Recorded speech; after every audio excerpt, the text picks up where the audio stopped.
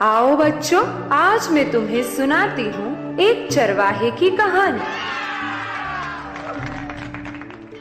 बचाओ बचाओ, भेड़िया आया, भेड़िया आया।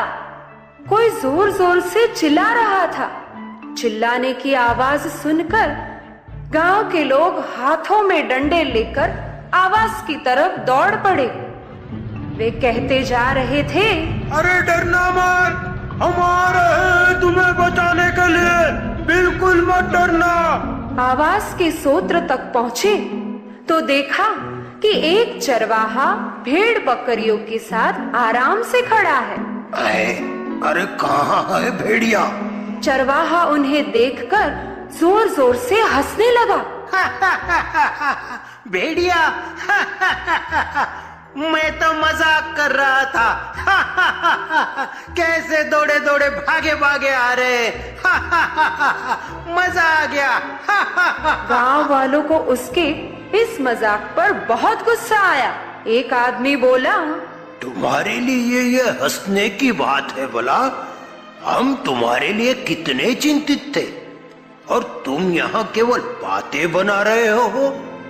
अरे चलो रामू भैया, इसकी बातों में आकर हमने बेकार में ही अपना समय बर्बाद किया।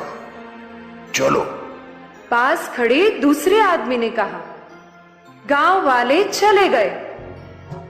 चरवाहा गांव के छोटे से घर में अपनी माँ के साथ रहा करता था और रोज अपनी भेड़ चराने गांव की दूसरी ओर जंगल के पास जाया करता था। वह अक्सर सोचा करता कि ये भेड़ चराना भी कितना उबाऊ काम है। इसीलिए वह रोज खुद का मनोरंजन करने के लिए नए नए नुस्खे आजमाता रहता था। भेड़िए का भय फैलाना आजकल उसका नया शौक था। एक दिन चरवाहा फिर से जोर जोर से चिल्लाने लगा, अरे बचाओ बचाओ, भेड़िया आया, अरे बचाओ, भेड़िया आया, भेड़िया आया। कुछ लोग फिर उसकी आवाज पर दौड़े आए। फिर चरवाहा खूब हंसा और गांव वाले खूब फनफनाए। फिर से एक दो बार उसने ऐसा मजाक किया, पर अब गांव में से कोई भी उस पर भरोसा नहीं करता था।